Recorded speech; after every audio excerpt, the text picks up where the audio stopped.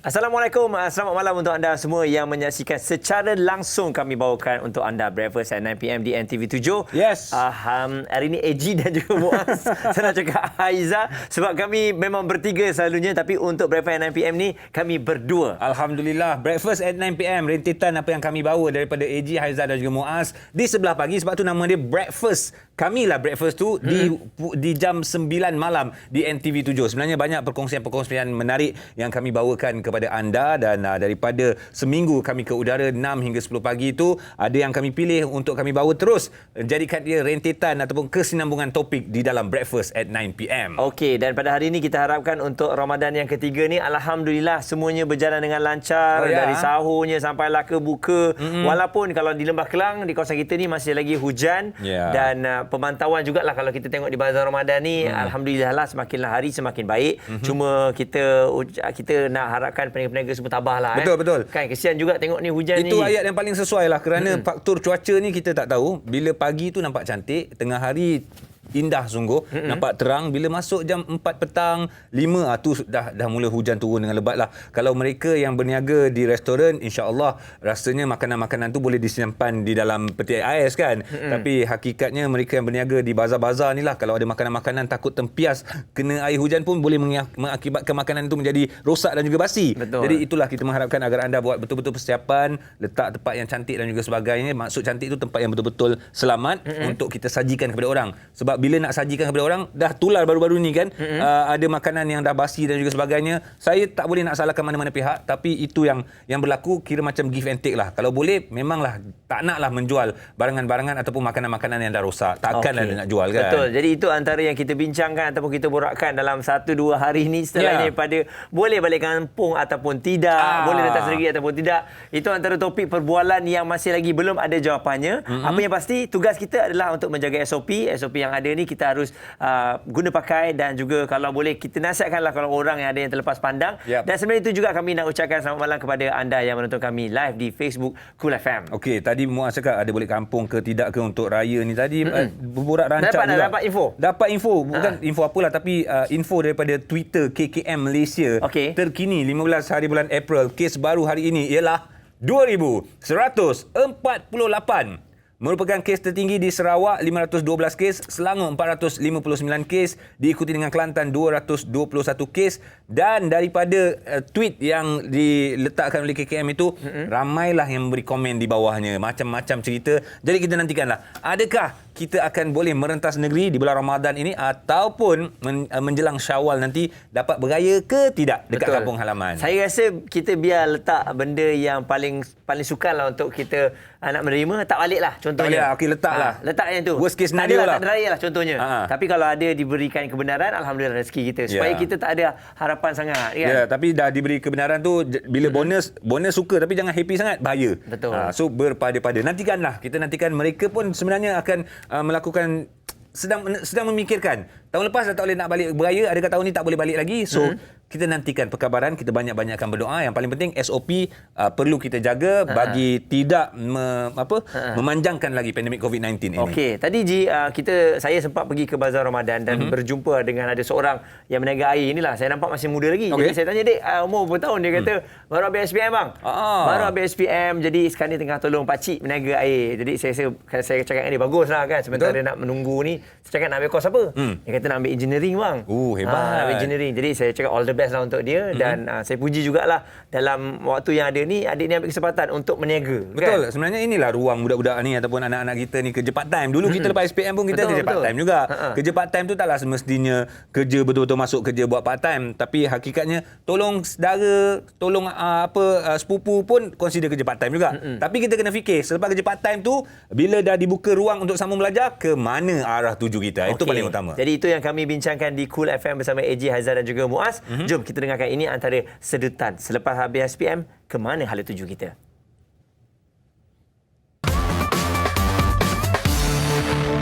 Anak-anak pelajar ni, mereka set target ni belajar sampai nak masuk universiti. Dah sampai universiti, tak tahu nak pergi mana. Okey. Jadi dia stuck. Jadi dia macam mengikut arus sahaja. Satu. Yang kedua, ada pelajar-pelajar ni yang masuk ke universiti dia dapat cultural shock. Betul. Baik. Sebabkan belajar universiti ni dengan bebasnya, tak ada siapa nak kawal atas diri sendiri. Jadi dia lupa nak mendisiplinkan diri dan akhirnya dia hanyut. Yang ada segelincir kecil yang mungkin mereka mendapat program-program pengajian yang bukan minat mereka. Sebab apa? Kita kena faham persaingan tinggi. Jadi setiap program pengajian tu ada kuota yang ditetapkan untuk masuk ke program pengajian berkenaan. Dan mungkin dia tergelincir jatuh ke program yang dia tidak minat langsung, tapi dia ditawarkan dan akhirnya dia terpaksa pergi kerana dia nak belajar juga. Dan bila tak minat, dia akan menjadikan sedikit kesukaran kepada pelajar-pelajar berkenaan. Sebagai parent, kita nak bagi yang terbaik untuk anak kita. Okey, jadi anak saya yang semua anak saya bagi peluang untuk dia orang pilih apakah pilihan yang mereka nak. Dan saya tak pernah memaksa anak saya sama ada dia nak ambil diploma ke, form 6 ke atau apa saja. Jadi alhamdulillah anak saya yang pertama telah pun selesai ijazah sarjana.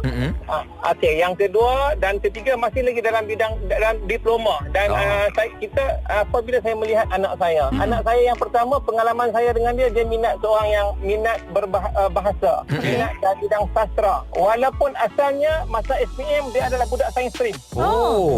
Jadi tapi masa tingkatan 5, selain daripada mengambil subjek sains, pure sains, dia juga ambil subjek sastra secara tambahan. Dia kata dia tak nak pergi diploma, dia tak nak pergi matrik dan dia memang nak masuk form 6 dan dia nak buat bidang sastra. Yes. Dan alhamdulillah sekarang ni dia telah pun menamatkan pengajian dalam bidang dalam ijazah sarjana dalam bidang kesusastraan Melayu.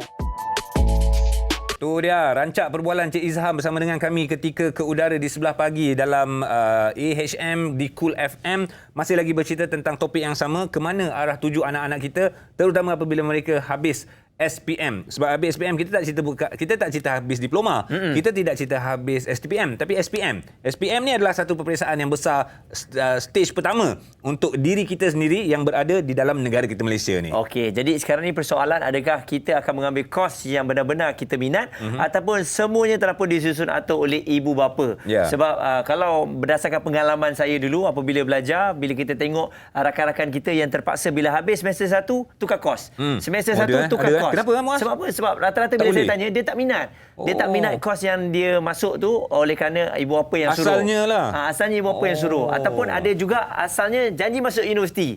Walaupun kos yang dia dapat tu, dia tahu dia tak boleh bawa. Kan? Jadi akhirnya rugi tahun, rugi masa apabila selepas satu semester, baru mereka sedar mereka tak boleh bawa dan bertukar lagi kos. Okey, masa saya ke udara dekat Cool FM, saya banyak memberikan pandangan. Secara peribadi, saya sukalah kalau ada adik-adik kita ni SPM, lepas tu mungkin boleh sambung belajar untuk STPM. Itu pandangan saya lah. Satu, dapat membantu keluarga dari segi faktor keuangan. Sebab STPM masih lagi percuma. Sistem pendidikan yang diberikan sama dengan Form 1 sampai Form 5, darjah 1 sampai darjah 6 sama. Masa yang diperlukan setahun setengah. Tapi saya percaya ramai ada pandangan yang berbeza. Ibu bapa, silakan apa pandangan anda yang anda boleh kongsikan kepada kami. Ke mana anda nak letakkan hala tuju masa depan anak-anak kita. Okey, jadi kita akan kembali kejap lagi bersama dengan seorang tetamu yang akan membukakan gambaran bagaimana anak-anak ini boleh pergi selepas habis SPM. Semuanya bersama dengan kami dalam Breakfast at 9 PM di NTV 7.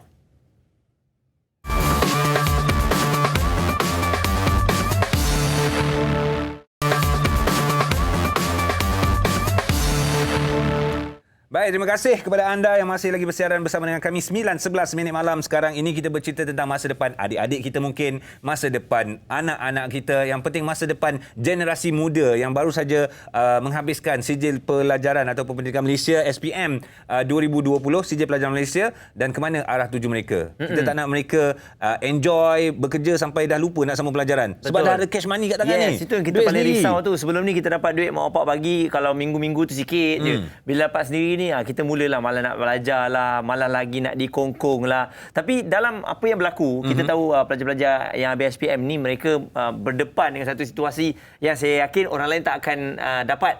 ya, yang mana SPM ini dilambatkan sedikit. Yes. Kan, oleh kerana pandemik COVID-19 ini. Jadi kalau tanya pada perasaan dia, kalau kita jumpa Ji, macam-macam lah luahan dia kan. Mungkin lama menunggulah, penat lah. Dia nak kan. relax ke apa ke, ataupun dah penat lah nak kerja dan juga sebagainya. Tapi hakikatnya untuk sesi kembali sambung belajar tu akan dibuka tidak lama lagi. Keputusan pun untuk SPM 2020 saya percaya tak lambat.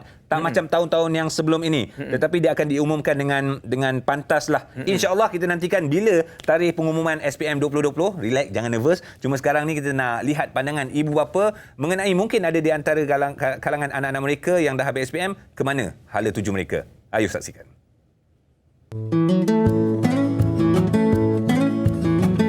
Bagi I, hala tuju anak-anak, I akan masuk campur. I akan make sure yang I akan guide dia, maknanya supaya dia tidak buat haluan yang salah. Itu penting. Keutamaan selepas anak saya habis selepas peperiksaan SPM, saya bagi peluang untuk dia nak bekerja supaya dia nak rasa duit, cari duit sendiri. Sebenarnya saya lebih tekankan survival skill dan juga berdikari. Itu yang paling penting sebenarnya, di samping ilmu. Ilmu ni penting untuk dia nak lakukan apa saja pekerjaan selepas kehidupan dia sebagai seorang pelajar. Dia dah ada ilmu untuk apa dia nak bawa diri dia, arah ke mana yang dia nak bawa. Apa yang mereka pilih, sama ada mereka nak belajar ataupun nak bekerja dulu ataupun bidang kemahiran, itu adalah kehendak mereka. Saya hanya menyokong. Kerana yang ingin belajar dan yang ingin bekerja adalah mereka. Mereka yang akan menghadapi benda itu 4 atau 5 tahun atau 20 tahun yang akan datang.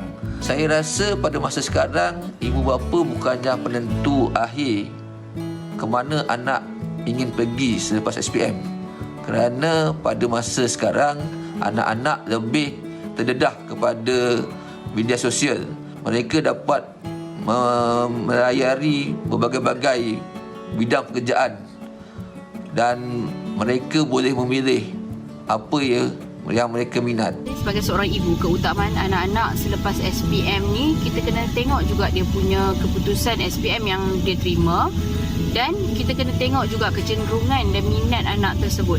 Kalau keputusan bagus, anak minat nak sambung pelajaran ke peringkat yang lebih tinggi, dan kita beri dia peluang lah untuk sambung pelajaran. Tapi kalau anak dah tak berminat nak belajar, lebih minat nak mencari kerja, pun kita kena terima juga pilihan yang mereka buat. Baik, itu dia antara respon yang diberikan oleh ibu bapa masing-masing. Dalam ada kereta sempat bagi komen tau, steady lah puan. Itu ibu bapa ni kalau tanya pasal anak-anak, dia tak kisah dalam kereta ke, kat dapur ke, tengah masak ke, dia akan memberikan apa yang dia mahu untuk anak-anak dia. Macam Haji sendiri, kita tahu anak-anak yang sedang membesar dia. Jadi macam mana? Kalau macam saya, anak saya yang paling sulung usia 16, form 4. Form 4. So, dah dekat lah untuk selepas habis sesi persekolahan, saya dengan isteri berbincang juga demi masa depan dia. Tapi dalam masa yang sama, kita kena bagi dia ruang untuk dia bagi tahu apa yang dia mahukan. So bila dia dah bagi hujah-hujahnya, dan kemudian saya dan isteri kita kena berpidato lah antara satu sama lain nak tengok keputusan yang paling baik untuk dia masa depan dia nanti. Okey. Jadi hari ini bersama dengan kita, bukan kami berdua, selalunya kita bersama dengan tetamu kita video call. Yes. Tapi hari ini alhamdulillah untuk Ramadan yang ketiga ni, kita bersama dengan seorang tamu yang akan berkongsikan mengenai mana hala tuju yang boleh anda bawa. Kita ada Puan Nur Mastura Mansur yang merupakan konsultan pendidikan bersama dengan kita. Konsultan pendidikan. Mukadimahnya, konsultan pendidikan tu apa ni puan? Okey, baik, nak mudah faham lah ya. Kita membantu untuk guide pelajar-pelajar on education path. Okey. Especially on kita bincang nak masuk mana ni. Ini memang cun ni, memang betul lah ni. Kita ada 8 ke 9 pilihan yang ada kat Malaysia kan. So which one nak go first? Atau ada yang student yang advance ni, dia dah tahu dia minat apa. So lebih mudah untuk kita guide. Kalau end result dia, end mind dia nak jadi accountant contohnya. Ada laluan pintas. Dia tak perlu nak ambil diploma, degree dan sebagainya. So kita guide lah on the landscape penuh pendidikan dekat Malaysia ni, dekat mana yang dia boleh explore. Maknanya anak-anak murid ni, pelajar-pelajar ni akan jumpa puan untuk tanya pandangan dan juga sebagainya. Actually more on counsellor. So kita bersama dengan counsellor di sekolah-sekolah mereka lah untuk membantu. Alright. So saya nak tanya jugalah konsultan kewangannya dia, tapi kan? untuk pendidikan apa dia? Penting sebenarnya konsultan pendidikan, sebab ini adalah masa depan negara kita. Kita mengharapkan anak-anak kita ni sebenarnya. Dan dalam usia berapa sebenarnya kita dah patut meletakkan cita-cita ini kepada anak-anak kita? Okey, baik. Bila cakap pasal soal cita-cita ni kan, kalau kita tengok pembinaan asas imajinasi kerjaya ni daripada umur mereka kecil tau. Masa sekolah tadika, Montessori, masa tu dah start. Sebab kita dah biasakan mereka dengan jenis aktiviti yang bagaimana. Alright. Psikomotor ke, jenis yang berfikir ke. Lego tu kan benda yang memerlukan seorang anak yang sangat suka ada imajinasi untuk membina sesuatu. Anak yang lain mungkin tak sangat. So mak bapak betul. nak kena perasan lah ni Kena sebenarnya. perasan. Memang kena Betul, memang betul. kena kalau boleh buat lock tu buatlah lock. Vlog untuk anak-anak kan. Kita akan kadang kita tengok balik sisi-sisi mereka ni daripada kecil tu. Oh punya mana daripada kecil dia ni minat berfikir sebab dia macam boleh merenung benda tu, dia buat, dia fokus, jadi. Okey. Dia tak bercakap dengan orang sangat. Ada anak kita ni jenis yang mulut dia pun Ada. baguslah. Bagi Lego tak pernah jadi. Namun demikian, di peringkat awal umur daripada 6 tahun sampai ke 12 tahun tu, itu sebanyak mungkin exploration yang diberikan, berilah. Okey. Macam parents nak bawa pergi dekat mana-mana institusi ataupun center yang ada gamification ke, practicality on kerjaya kan. Explore lah sebanyak mungkin sebab mereka belum decide. Dia cuma nak rasa okay, benda ni macam mana. Kalau jadi doktor tu macam mana agak-agaknya. Kalau engineer tu macam mana dia punya feel ke, dia punya bangunan, instrumen ke. Bagi just tahu je. Okay. Good to know je lah kita kata. So bila masuk sekolah menengah, seawal umur 13. Form 1 lah? Form 1 lah. Form 1. Sampai umur 18. Okey. Itu adalah fasa mereka mula dah filter dah. Actually dekat situ kita dah nampak potensi tau. Kalau kaunselor sekolah menengah ni, mereka akan ada ujian personality di peringkat tingkatan 1, 2 dan 3. Dia panggil sebagai kecenderungan minat kerjaya lah. Oh. KIK. Masa form 3 dia orang kena jawab. Compulsory tu. Compulsory. Sebab so, nak orang kata evaluation yang boleh measure. Bila kita kata, abang suka apa bang? Anak jawab, saya jadi polis mak. Kadang-kadang dia cakap sebab dia based on dia tahu kerjaya polis je. Kerjaya lain dia belum tahu Betul. lagi, dia tak explore. Okey. Sebab tengok gerak khas mungkin kan. Finale pula tu. Tengok pula nama hakim. Kan. So nak validate benda tu, dia adalah instrumen dia. Dalam psikologi ni para kaunselor semua maklum akan ada instrumen untuk validate anak ni dia suka dan kecenderungan dia ke arah mana. So bila dapat result, itu akan membantu. Sebab tu pemilihan pelajar tingkatan 4, dia ada sebab nak masuk aliran sains kena ada personality tertentu. Nak masuk accounting perlu Personality? ada personality tertentu, kecenderungan minat kerjaya tertentu. Kalau tak kena tak boleh masuk. Nak kata Tak tak, sesuai lah. sangat tu tak ada lah. Malaysia tak strict lagi. Tapi Right. kalau dekat US, yes. Every single, kalau dekat US level dia macam pekerjaan tu, contoh macam broadcaster kan. Broadcaster tu dia dah ada dia punya code dia sendiri tau. If you like to go and bekerja sebagai broadcaster, memang kena ada kriteria personality tu. Okey, apa yang dilakukan oleh US tu adakah manfaat yang besar untuk mereka? Kerana mereka dah create ni daripada budak sekolah ni dah create untuk jadi seorang yang profesional. Okey, kalau kata itu dia set on the orang kata apa kriteria tu untuk bekerja tau. So untuk sekolah dia cuma explorekan pelajar ni untuk pergi ke site, pergi ke studio untuk explore benda tu sampai dia rasa minat. Okey. Lepas tu pelajar sendiri akan decide untuk pursue or not. So kalau nak pursue dekat mana pilihan yang ada. Dekat Malaysia ada benda tu, tapi kita lah macam tuan kata tadi, adakah nak masuk accounting punya stream, is compulsory kena ada specific personality ataupun career interest result. Tapi benda tu perlu sebab mana kita nak tengok kalau input kita berkualiti, student yang masuk tu memang minat. Yes. Dia akan perform along the study 2 tahun, form 4, form 5 tu, dan masa form 5 result SPM dia okey lah, not bad lah.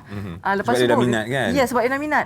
Sebab masa tingkatan 4, tingkatan 5 tu dia punya eksplorasi ni dah mula daripada besar, dia dah start chunking down tau. Dah scope kepada something yang mungkin top 5 ke, yang dia rasa dia nak go with. Which is masa tu based on result kerjaya tadi tu akan dapat, kita akan macam kaunselor akan guna the SDS lah.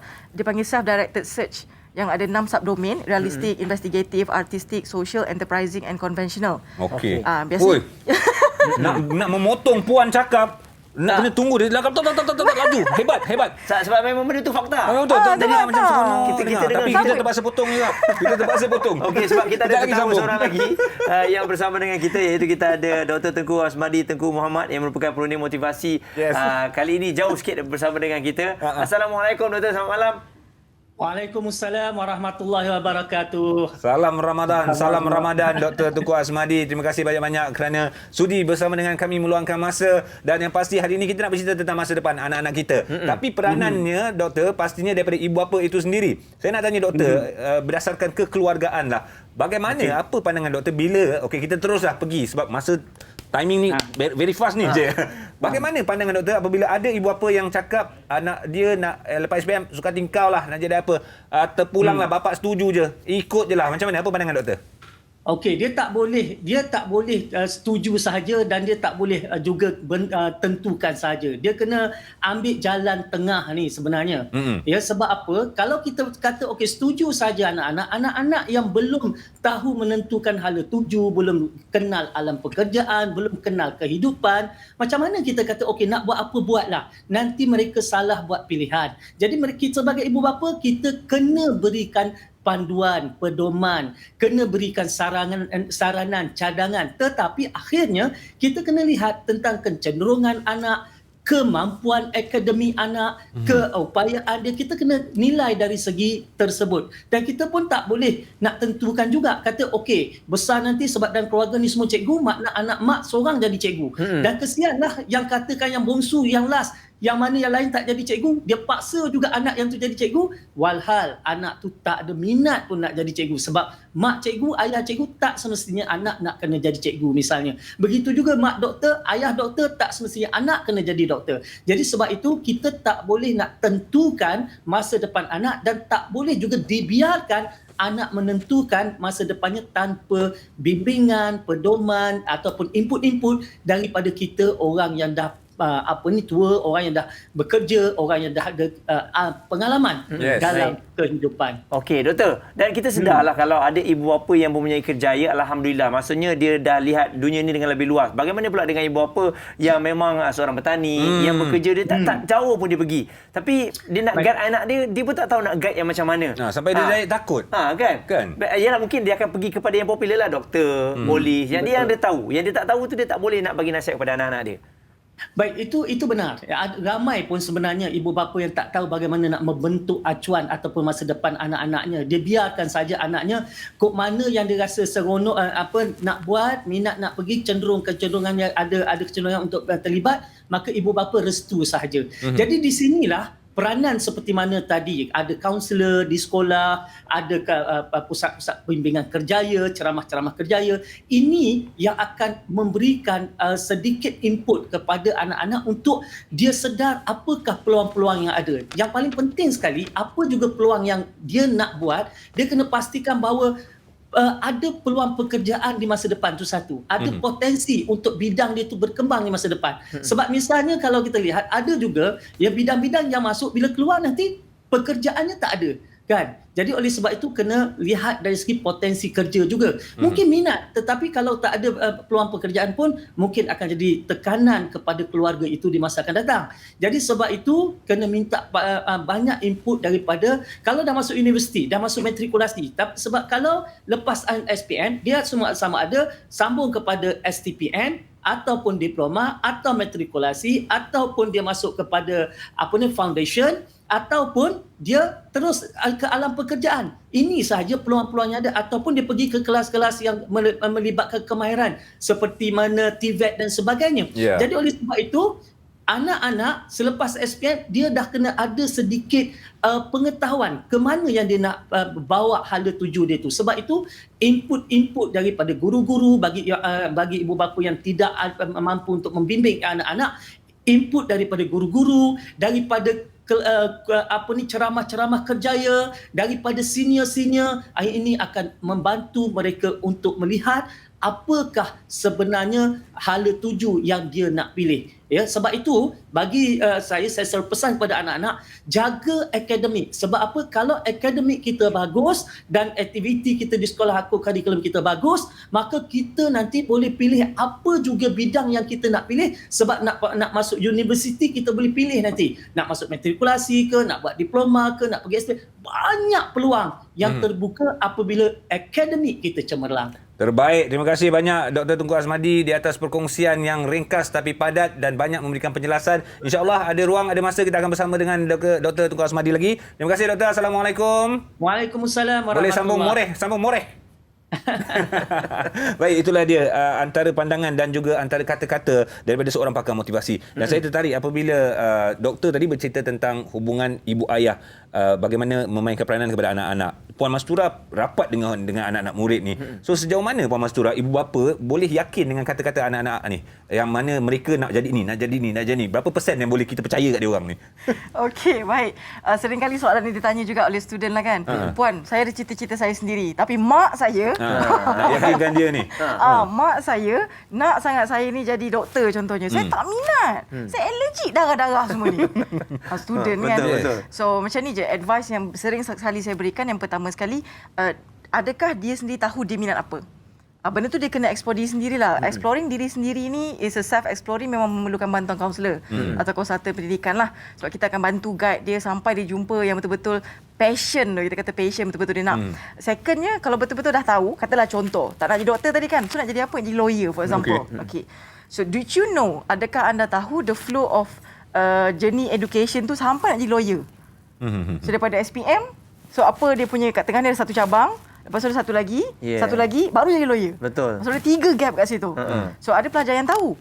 So kalau pelajar yang tahu ni, kita akan minta dia, kita nasihat, why not buat satu simple presentation slide ke, atau graph ke, buat sketching ke, and then explain dekat parents. Kita percaya dan yakin sebagai parents pun, kenapa nak sangat nak jadi doktor?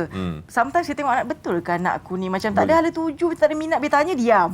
Dia tanya tak kerti nak respon. Respon dia pun tak meyakinkan. Yalah, ikut mak lah, ikut ayah lah. Entahlah, tak tahulah. Ikut aja. So bila kita suggest, why not you just cuba bincang. You know your parents, mak ayah kita kan. So kita kenal lah mana ada mak ayah yang nak benda yang buruk kat anak dia. Semua nak yang baik-baik. It's just a matter of diorang tak tahu, oh rupanya anak dia ada planning.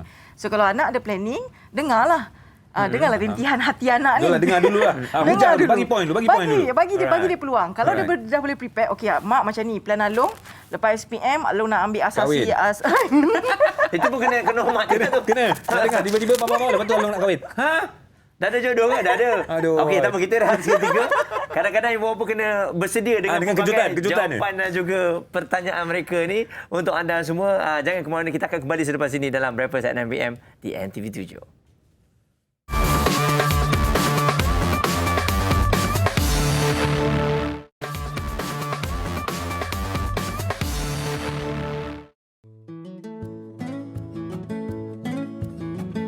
Saya lebih suka untuk pergi ke arah bidang yang lebih profesional seperti bidang doktor. Jadi, bila saya nak proses untuk melangkah ke SPM pada masa tu, saya stopkan dulu berkaitan dengan impian saya.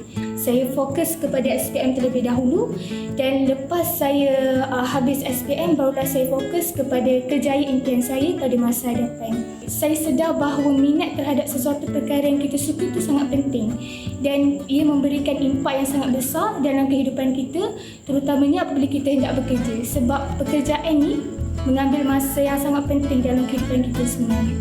Saya rasa lepas ni saya nak fokus pada kerja dulu. Tak kisah kerja apa, janji pengalaman tu ada. Sebab mostly apa yang saya tengok rakan-rakan saya yang dah habis SPM dulu daripada saya, dia cakap pengalaman tu penting. Kalau belajar tinggi pun kalau tak ada pengalaman, susah juga company nak ambil kita, sebab mesti dia orang akan tengok pengalaman dululah. Selepas mendapat kelulusan SPM, saya ingin merancang untuk mengambil bidang perniagaan yang juga digalakkan oleh ayah saya. Saya ingin membantu ayah saya pada masa hadapan kelak. Kedua, sebab bagi saya bidang perniagaan ini adalah lebih fleksibel berbanding dengan bidang yang lain.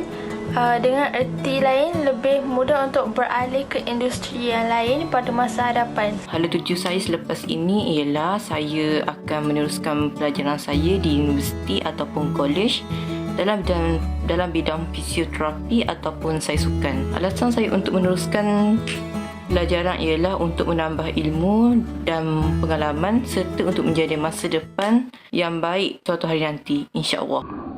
Hebatlah. Saya rasa generasi baru ni memang hebat. Kalau kita tanya mereka apa yang mereka nak jadi, kebanyakannya mereka dah tahu apa nak jadi. Berbanding dengan kami dulu, kalau tanya apa nak jadi, belum tentu tahu apa nak jadilah. Aku rasa sebab social media lah. Social media. Kalau kita tengok ramai anak-anak kita atau SPM dah jadi seorang usahawan berjaya. Dan daripada sekolah lagi, dia orang dah boleh menjadi sebagai seorang usahawan. Betul. Apatah lagi dengan adanya vocational yang melatih, mendidik. Bak kata Puan tadi, sebenarnya salah seorang daripada wanita pertama yang mengimpal di dasar laut adalah pelajar daripada jurusan vocational di Malaysia itu sendiri. Jadi itu adalah kebanggaan. Dan juga channel, kalau ada anak-anak kita yang mungkin tak berapa bagus dalam segi pendidikan pembelajaran, tak apa, kita ada skill yang nak diberikan kepada mereka. Okey, jadi Puan, tadi kita sebut mengenai orang yang dah tahu nak jadi apa. Ni macam mana pula pelajar-pelajar? Nak jadi apa ni? Tak tahulah Puan, ikut je lah. Mana kaki ni melangkah, di situ saya pergi. Ini yang budak-budak sing-sing dengan ni. Diorang tu kreatif. Betul, Diorang punya otak betul. tu jauh boleh pergi. Yes. Tapi dia pun malah nak fikir mana dia nak pergi. Okey. Macam mana nak tunjukkan dia orang ni? Okey, baik. So, ini tadi tu kes yang nak tahu. Ni kes yang tak tahu ni. Biasanya kita akan suggest mereka on the orang yang tak tahu ni. Macam dia ada satu, orang kata apa, kepala aku ni malas nak fikir. Thinking process tu something yang secondary nak buat boleh tak? So, first nak buat apa? Dia nak benda yang hands on. Okey. Yang guna tangan ke, guna kaki ke, guna badan ke. Kita kena perkenalkan channel-channel kemahiran tu lah. Ada TVET sekarang ni kan. Yep. Di bawah Politeknik ada, di bawah IPMA, Institut Pendidikan Mara pun ada. So, bila kita kenalkan kepada mereka tentang TVET, digital marketing one of TVET, video editing, broadcasting punya instrumen, semua ni jatuh bawah kategori TVET tau. So TVET tu bukan setakat kimpalan lah. Yes. Kau nak tahu Aircon bukanlah. Bukan, banyak lagi.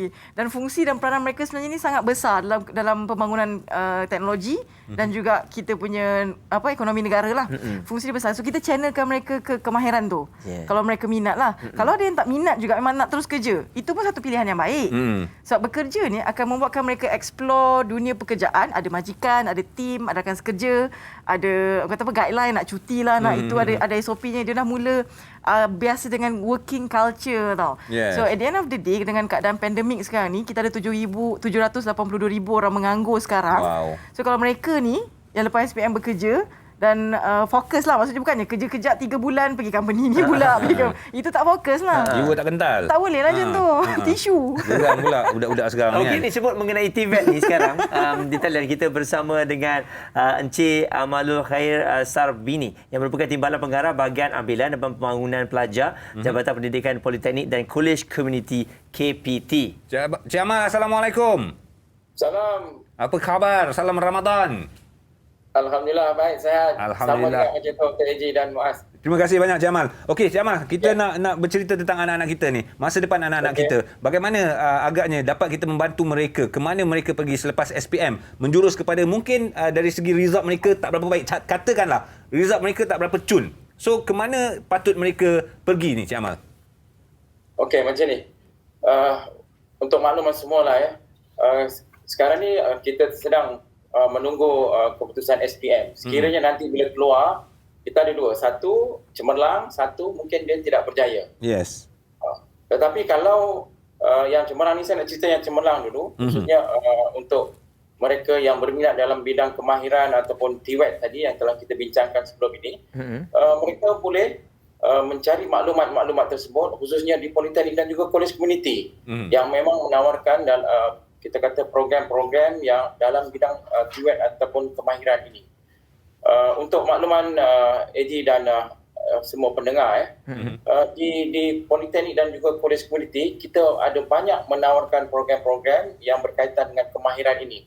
Khususnya kalau saya boleh kongsikan, di Politeknik sendiri, kita ada 36 buah Politeknik yang menawarkan 72 program diploma dalam bidang kemahiran. Dan kalau di College Community pula, kita ada 16 bidang diploma dan kita ada 40 sijil dalam yang ditawarkan di College Community seluruh Malaysia. Jadi kalau kita kira tadi, jumlahnya terlampau banyak dalam program-program yang kita kata menawarkan bidang kemahiran, iaitu bidang TVET yang kita bincangkan sebentar tadi. Baik, Cik Amal, kalau kita lihat juga graduan TVET ini mudah untuk dapat kerja ataupun tidak mudah dapat kerja. Ini antara persoalan yang ibu bapa sentiasa fikirkan. Boleh ke kemahiran ni keluar ni dapat kerja terus ke? Macam mana gaji diorang? Jadi mungkin Cik Amal boleh perbetulkan sikit persepsi ibu bapa ni mengenai graduan TVET itu sendiri?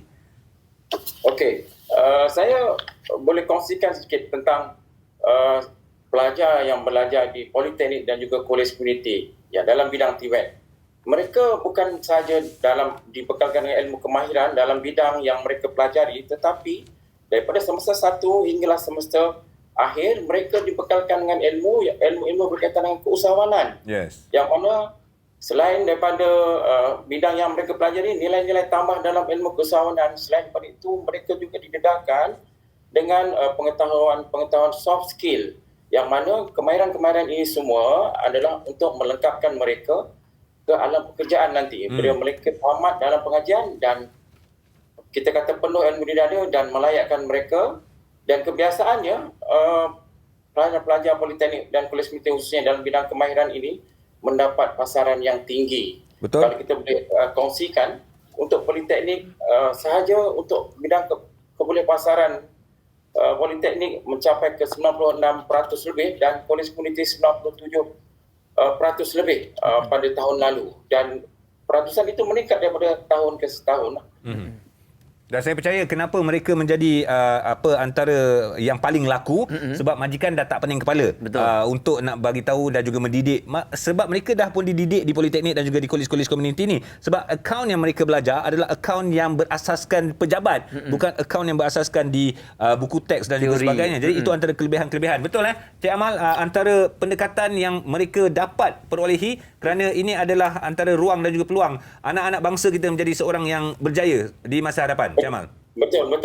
Saya sangat setuju. Sebabnya begini, kita kata kurikulum di politeknik dan kolej pendidikan itu sendiri dibangunkan secara bersama dengan wakil-wakil industri. Yes. Dan secara tak langsung, kurikulum yang mereka pelajari telah menyediakan mereka ke alam pekerjaan. Maknanya ready to work. Maknanya ready untuk bekerja. Baik. Terima kasih. Itulah dia. Agaknya dah buka ke peluang untuk anak-anak kita untuk menyertai politeknik dan juga kolej komuniti ni, Cik Amal? Okey, baik. Saya nak kongsikan peluang yang ada khususnya kepada mereka yang terlepas peluang, yang terlepas peluang untuk kemasukan melalui UPU yang telah pun tutup pada 7 April yang lalu. Baik. Peluang itu masih lagi terbuka kepada mereka yang khususnya kepada yang memiliki SPM 2017 dan ke bawah. Kami boleh melayari dalam laman web portal Politeknik dan juga Kolej Komuniti, ambilan.mypolicc.edu.my. Saya ulangi semula, ambilan.mypolicc.edu.my, di mana dekat laman portal tersebut ada mengandungi banyak maklumat berkenaan satu program-program yang kami tawarkan di Politeknik dan Kolej Komuniti, dari segi prospek kerjaya, dari segi syarat-syarat masuk, dan juga peluang kita kata melanjutkan pengajian. Kalau saya kata peluang melanjutkan pengajian, kalau dia bermula dengan sijil, dia boleh melanjutkan ke peringkat diploma dan seterusnya, ke peringkat yang lebih tinggi. Baik, terima kasih Cik Amal. Sekali lagi, ambilan.mypicc.my. MyPolicc. Macam ni je tu? ambilan.mypolicc.edu.my. MyPolicc. Baik. Terima kasih banyak. So, jangan lepaskan peluang lah kepada anak-anak kita ni, ibu bapa yang menonton kami. Inilah peluang untuk anda rebut. Terima kasih banyak-banyak. Sekali lagi diucapkan kepada Encik Amalul Khair Sarbini, Timbalan Pengarah Bahagian Ambilan dan juga Pembangunan Pelajar Jabatan Pendidikan Politeknik dan juga Kolej Komuniti. Assalamualaikum. Baik, Puan Masrur masih lagi bersama dengan kita. Jadi secara keseluruhannya hasil perbincangan yang kita lihat tadi, mungkin nasihat yang boleh diberikan kepada pelajar dan juga ibu bapa yang sedang menonton kita ni. Ya, kita nak fokuskan yang ada budak-budak ada cita-cita bagus. Kita tinggal sokong dia je sebab dia dah tahu dah. Dia pun dah letaklah dia nak jadi apa satu hari nanti. Ni yang berbalik pada budak-budak yang tak tahu ke mana arah tuju mereka. Betul. Tapi perjalanan mereka masih lagi jauh. Dia pun tak tahu, mak bapak dia, mak pun tak tahu. Macam mana?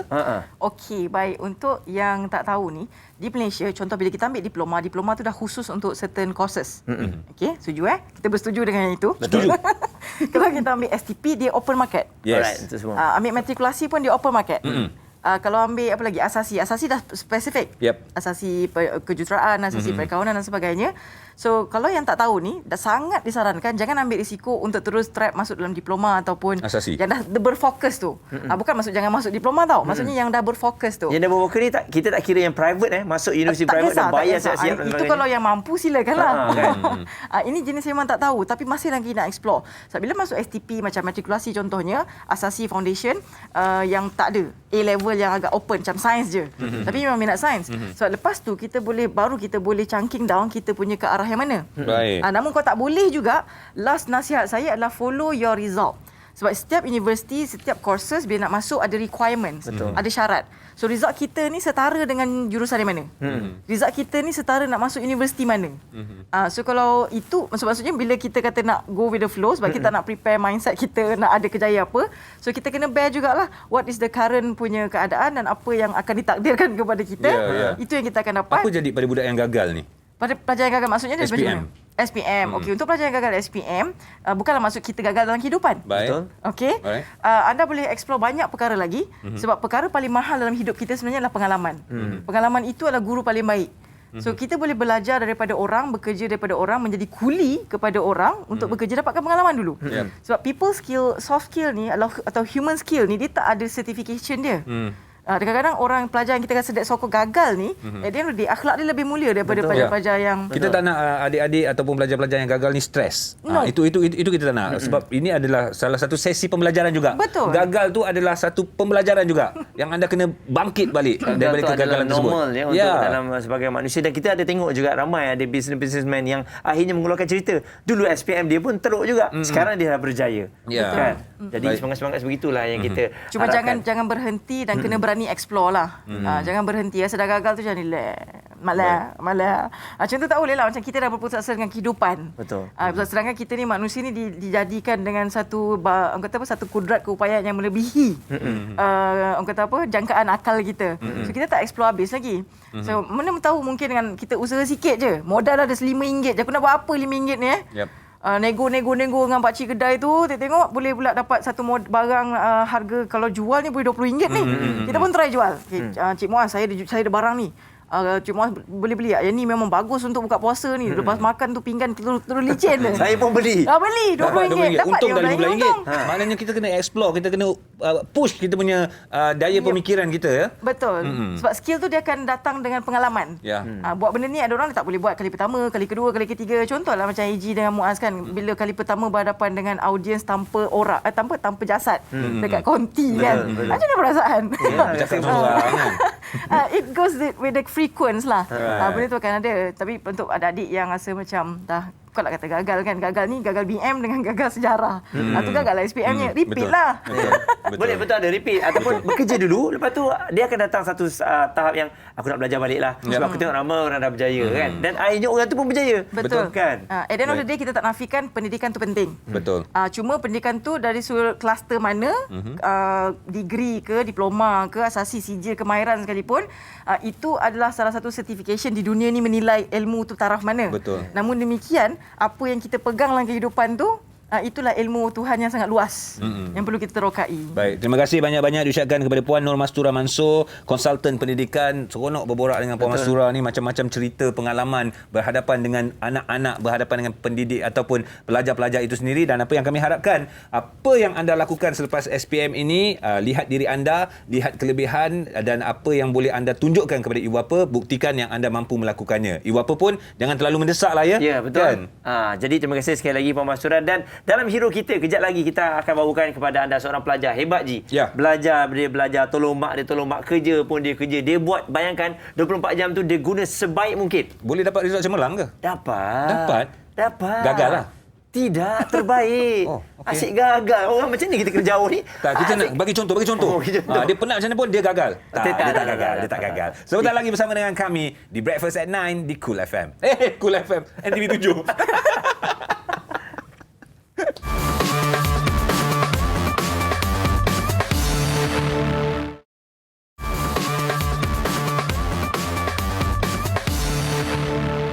Yes, terima kasih. Ini adalah siaran secara langsung malam sekarang ni pukul 9.48 minit malam di NTV 7 bersama AG dan juga Muaz. Breakfast at 9 PM. Nama breakfast tu kami bawa daripada program AG Haizan Muaz di sebelah pagi di Cool FM. Okey, sebab tu kita bawa breakfast. Lagipun bila breakfast malam ni nampak lain sikit lah.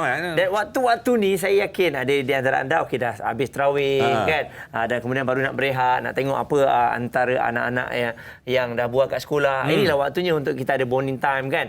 Dan Dan Ni kita nak waktu-waktu chill kongsikan ni. waktu-waktu begini juga Ji, ada orang yang masih lagi bekerja. Ada. Dalam bekerja tu dia sempat juga untuk nak belajar. Okey, itu biasa kita dapat saksikan dalam drama-drama Melayu aja. Macam mana dalam kehidupan dia struggle, kemudian dia buat pekerja sambilan, dalam masa yang sama buat kerja sambilan, dia sambung belajar pula. Dan hakikatnya realitinya ada begitu, Muaz. Betul. Jadi untuk anda semua, jom kita nak tengok ada satu cerita tular mengenai bagaimana kehebatan adik kita ni yang tak pernah mengalah untuk meneruskan kehidupan dia. Hebat.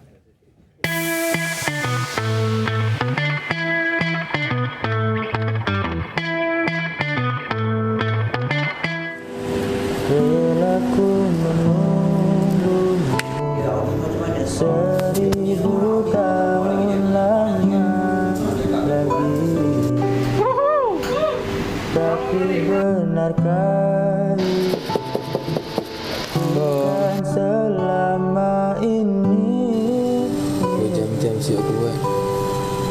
Biar berputar utara selatan ku. Hebat. Jadi itu dah Rizak yang sungguh-sungguh memberangsangkan. Flying colours, Dalam dia sibuk bekerja, COD hantar barang. Lepas tu, yelah, buat macam-macam pekerja tolong mak dia lagi. Lepas tu balik kena sambung study lagi. Sebab besok ada kelas dan juga sebagainya. Dan akhirnya mendapat satu keputusan yang sangat cemerlang. Tahniah diucapkan kepada pemilik nama Muhammad Afiq Iskandar Adrel yang telah pun menunjukkan bahawa usaha yang dilakukan itu insya-Allah akan membuahkan hasil. Dah ada pun kat sebelah kita kat sini. Tu dia. Fik. Afiq, Assalamualaikum. Ya saya. Ya saya. Oh, handsome kau. Nampak lagi handsome lah daripada tadi. Tadi nampak nangis-nangis, kenapa Fik? Boleh share tak momen tu? Tu apa? Rasa macam terharulah bila penat-penat semua buat kerja tu, then dapatlah result yang membanggakan untuk ibu bapa lah.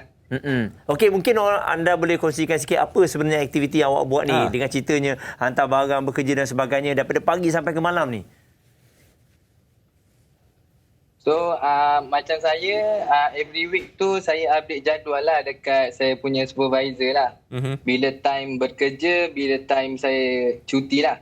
So kadang tu masa bekerja dengan kelas tu bertindih. So saya minta kepada supervisor untuk break lah sejam untuk kelas ke sejam atau 2 jam. Online kelas. Alhamdulillah dapat supervisor yang memahami. Memahami. So daripada situ lancar juga saya punya kelas online. Then kadang tu hari bila PKP awal tahun, Mak Salbia binti Yahya Basra dia kena macam mana? Kena stop kejap lah kerja sebab tak boleh rentas daerah waktu tu. Baik. Lepas tu waktu tu lah meniaga. Bila meniaga tu tengah hari tu waktu lunch saya kena COD lah sebelum pergi kerja. Lepas COD tengah hari saya terus pergi kerja. Then dalam petang tu saya dah balik kerja lah. Kerja dalam around 4 jam je lah. Afiq, 4 jam kadang-kadang ada OT lah sampai ke malam. Macam mana awak disiplinkan diri awak tak lepak dengan kawan-kawan, tak main PUBG, tak pergi main futsal dan juga sebagainya? Fokus anda tu, apa yang membuatkan anda fokus sangat dengan apa yang awak buat ni? Tak juga bang. Futsal ke main game tu macam biasa je sebab main juga. Itu main juga. Tapi saya nak disiplin tu sebab ni lah, sebab ayah bekas askar Adrian bin Muhammad Saleh. Oh, tu dia. So daripada kecil memang kalau lepak tu lepak juga, tapi saya kurang lah. Saya dah terbiasa daripada kecil. Keluar malam memang saya tak boleh lah. Alright. Ini kalau dia keluar malam ni mau kena jerit dengan bapak dia. Saya dah tak biasa. So Afiq, lepas ni apa planning? Apabila memperolehi satu keputusan yang sangat cemerlang dengan masa yang sangat terhad, anda mampu mendapat keputusan cemerlang. Betul. Lepas ni masa dah memang milik anda sepenuhnya untuk Afiq sendiri. Apa target Afiq lepas ni? Bagi saya viral ni pasal video tu berat juga untuk saya nak konsisten ke semester seterusnya. Tapi dengan bantuan kawan-kawan, lecturer, kawan-kawan saya yang online juga tak pernah jumpa kat UPM. Diorang banyak bantulah daripada segi assignment semua tu. So saya harap untuk semester baru ni saya dah dekat 4 minggu. Semester 2 saya boleh konsisten lah untuk dapat keputusan yang baik untuk SEM ni dan manage time yang okey lah. Kerja dan tolong mak dan belajar. Okey, ialah anugerah dekan dengan 3.91. Tahniah kepada awak untuk semester yang kedua, semester yang ketiga ni. Kena awas juga kadang-kadang abang risau ada cinggir. Cinggir ni kan. Cinggir ni awet-awet lah. Cinggir tahu, cinggir. Muka dia macam ni, cinggir. Maafkan abang-abang punya bahasa, tapi bahasa-bahasa korang ni awet-awet lah. Kena fokus betul-betul, okey? Jangan lupa diri, sentiasa ingat dan mungkin ada nasihat lah, saranan kepada adik-adik lepas SPM ni. Apa yang patut mereka lakukan? Ada yang kata nak cek duit lah, itulah inilah. Bagi Fik, bagi. Apa maksud abang? Nasihat untuk adik-adik kita yang habis SPM ni. Sebut cinggir je kau hilang fokus kau ni. So nasihat saya tak adalah. Saya dah ada lah abang. Ada. Dah ada pun sebab kita tahu. Maksud saya untuk nasihat untuk adik-adik, kalau nampak viral pasal saya ni, kalau boleh untuk manage time tu teruskanlah kerja part time. Tapi kalau tak boleh jangan paksa. Itu terpulang kepada diri sendirilah ya. Tahap macam boleh ke tak boleh. Kalau boleh untuk kos adik-adik tu teruskan. Kalau tak boleh buat full timer study dekat rumah. Ya, inilah terima kasih sekali lagi Afiq yang mendapatkan satu keputusan yang cemerlang. Cerita anda boleh dijadikan sebagai satu motivasi dan juga sebagai satu contoh apabila dalam kesibukan tidak bermakna kita boleh melalaikan pendidikan dan juga pembelajaran. Terima kasih Afiq. Assalamualaikum. Okey, terima kasih bang. Terima kasih. Waalaikumsalam. Dah ada. Dah ada. Satu Malaysia dia bagi tahu.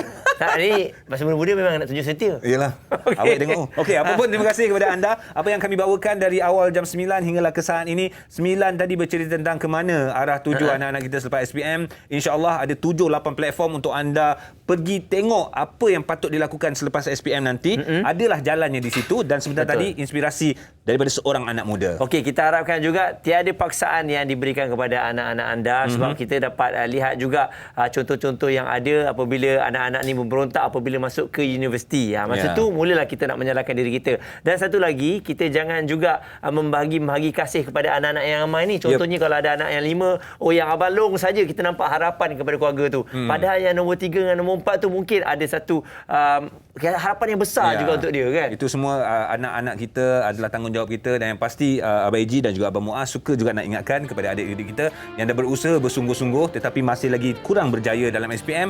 Tidak mengapa, jadikan ini sebagai satu pemangkin semangat untuk anda berjaya satu hari nanti. Baik, kita akan ke Cool FM esok pagi bersama dengan Eji, Haizal dan juga Muaz nak bercerita pula tentang satu topik yang agak rare, berbelanja besar ni sanggup demi haiwan peliharaan. Okey, jadi kita akan kongsikan bersama dengan anda. Kalau saya tak sanggup sebab tu tak ada saya belanya haiwan peliharaan ni. Saya pun tak ada haiwan peliharaan.